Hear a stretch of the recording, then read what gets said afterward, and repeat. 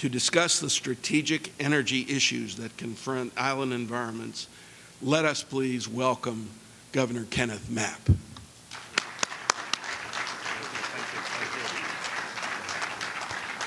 Thank you so much, Ken. Thank you. Please be seated. And good morning to all of you. I'm certainly very happy to be here at the Southern States Energy Board meeting, in my first year of my tenure. I had a good time last night with Jim and his wife, and Ken and his wife, and we had quite a robust discussion. I want to start this morning. I know that my topic is the critical energy strategies for U.S. territories.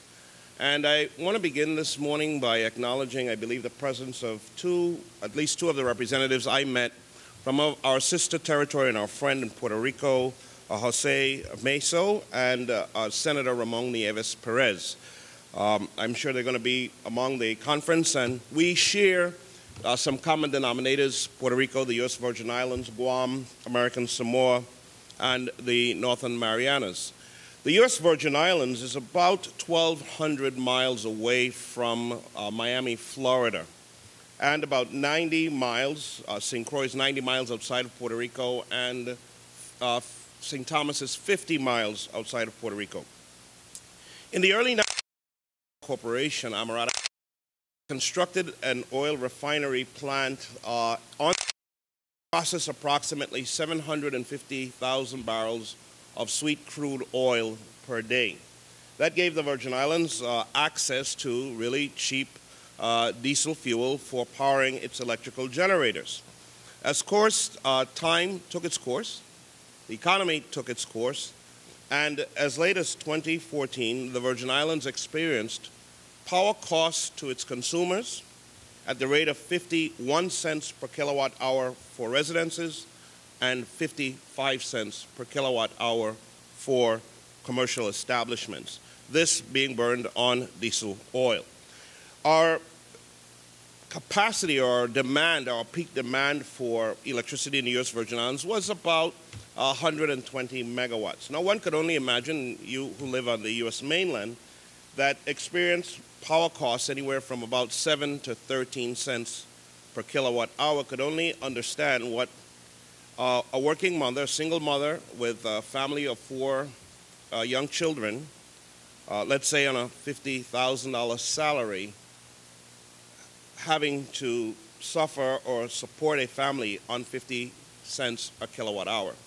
In layman's terms, that means that a gallon of milk in the U.S. Virgin Islands was $14. A loaf of bread was $8. Many jobs lost. Many businesses forced to close.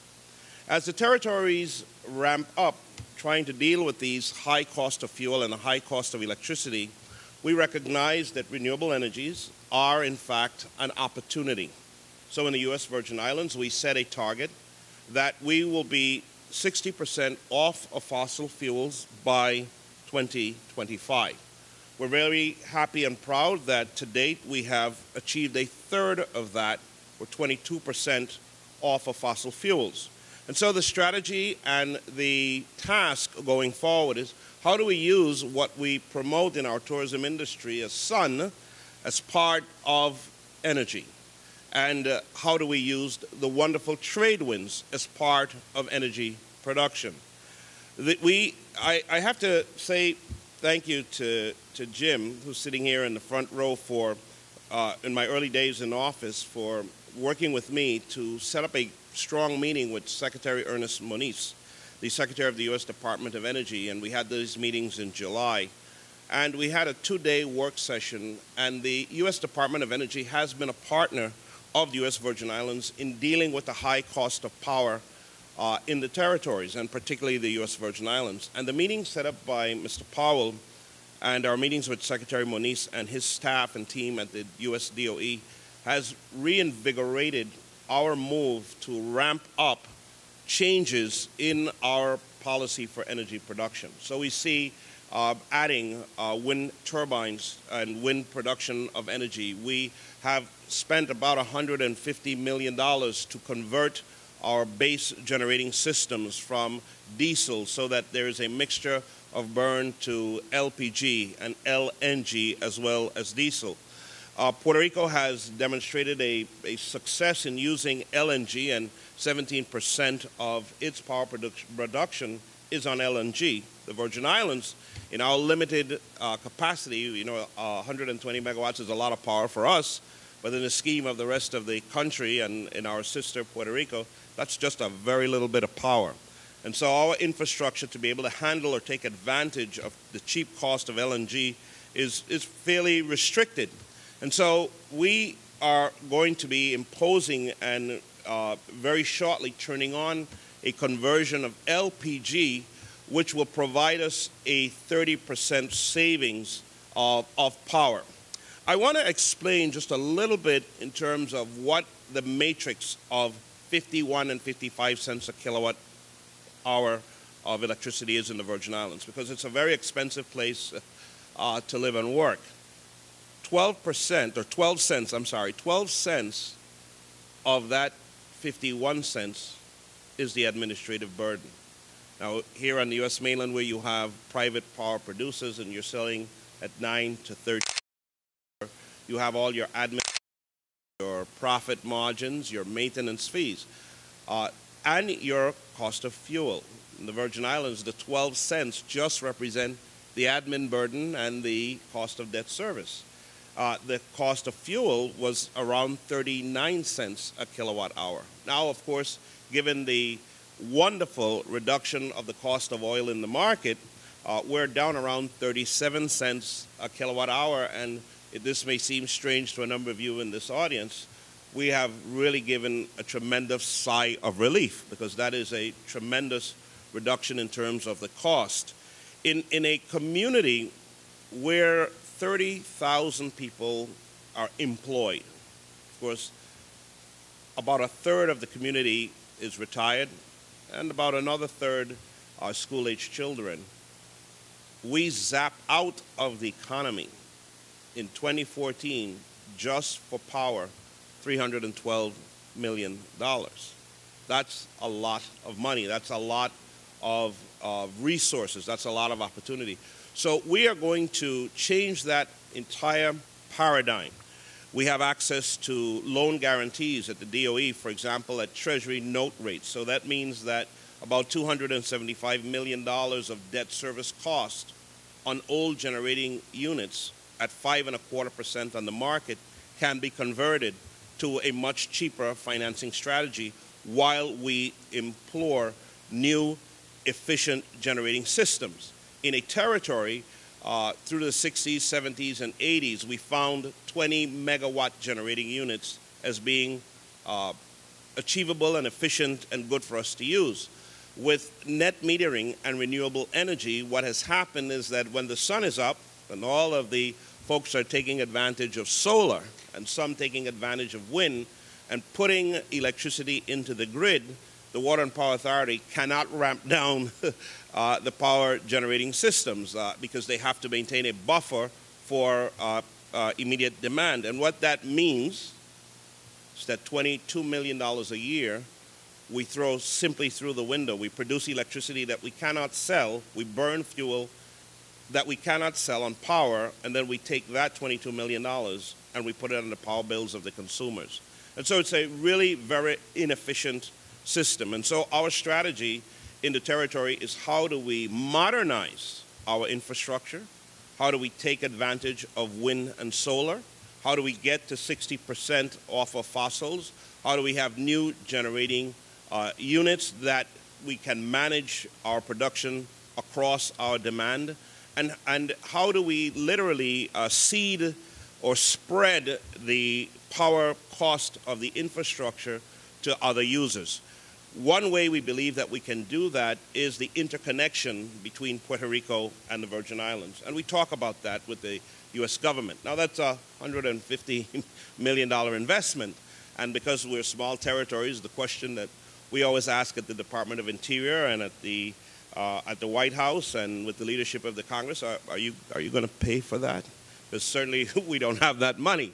And, but each year we see that almost looks like it's going to be a real option. The British Virgin Islands, which is literally about 20 miles, 25 miles outside of the U.S. Virgin Islands, is very interested in interconnecting with the U.S. Virgin Islands. And so to the extent that we can have an interconnection with our neighbors in Puerto Rico and an interconnect with our neighbors in the BVI, this then allows us to spread the cost of the infrastructure really across many, many more users and bring the cost of power down.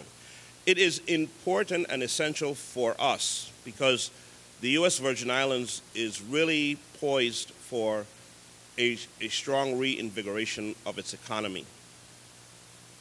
In the Western Hemisphere, the U.S. Virgin Islands boasts the largest capacity or broadband capacity in the Western Hemisphere except for New York, New Jersey. This was made possible by Global Crossing bringing 7 intercontinental cables into St. Croix. We took advantage of President Obama's connectivity program, invested another $125 million, and have fiber optics running throughout the territory and interconnecting the islands by underground cables. Now, why is this very important to us? It's important to us because we are now poised with an infrastructure that we are the envy of many states that do not have this kind of infrastructure on just a base availability that we're making available to ISPs on the retail level. That system provides a speed, just a standard speed now, of 1 gigabyte per second with a capacity of 10 gigabytes per second.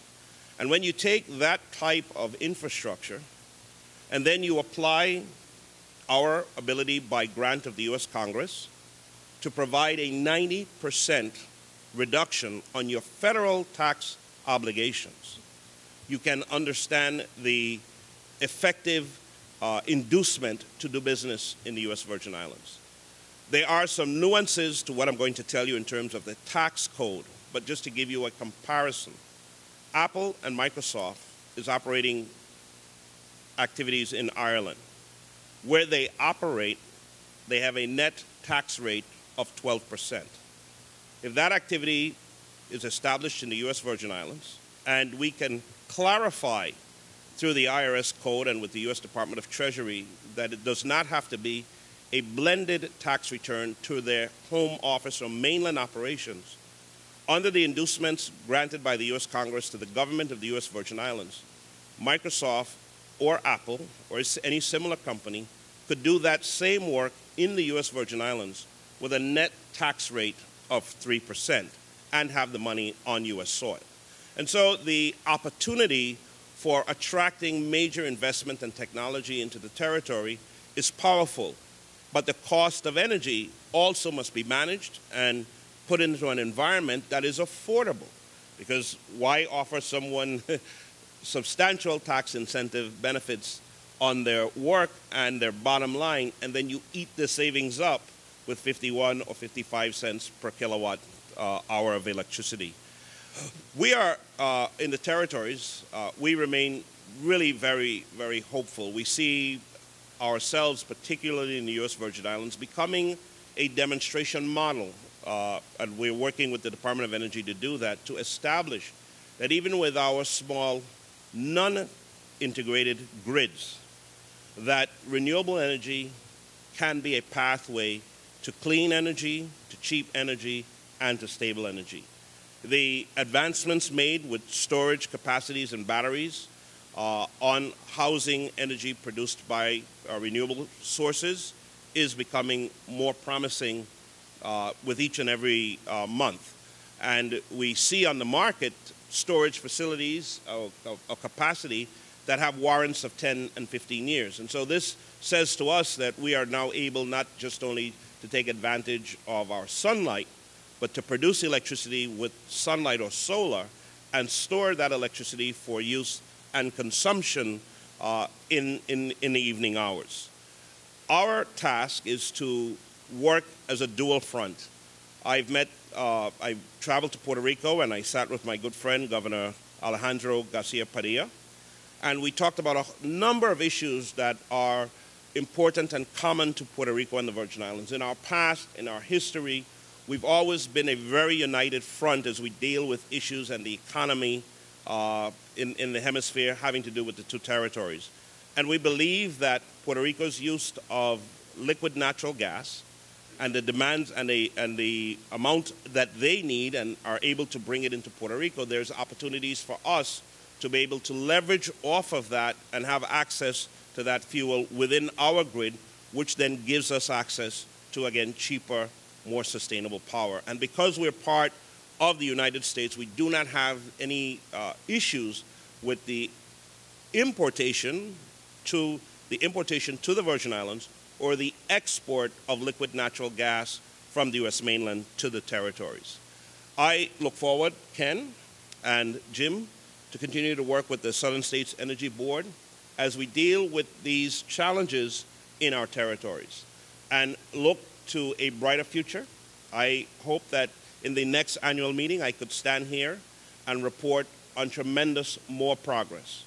Your work and your assistance to the U.S. Virgin Islands in the past has brought us to an opportunity where we have infused 22% of our fuel sources currently in electricity in the U.S. Virgin Islands off of fossils. And we really appreciate that, and we thank you for that.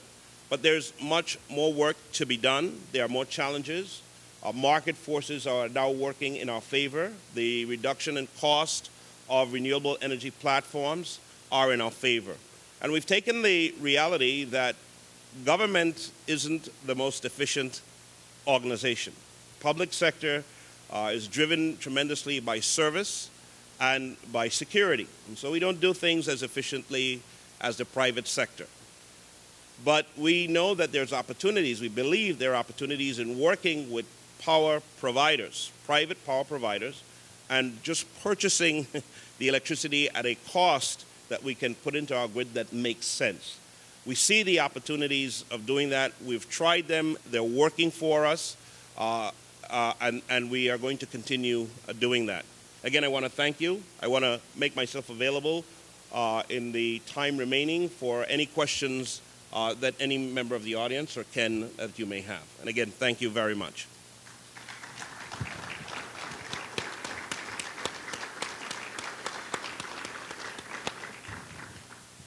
Are there questions of the governor from anyone?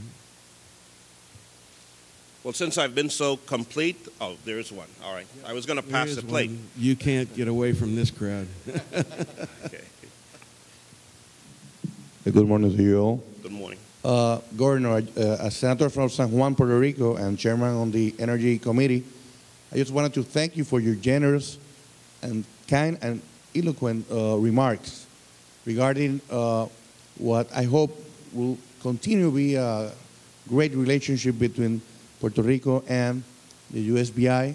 And as you have well stated, we have different challenges that may be a lot different from our partners here in the continental United States. We operate energy systems that are isolated.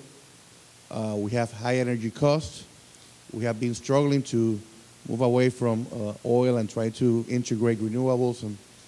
But I, as Senator from Puerto Rico, I hope that we can count on the support of the Southern States Energy Board, continue to count on their leadership, and so we can help each other and overcome our energy challenges. And I thank Jim and Ken as well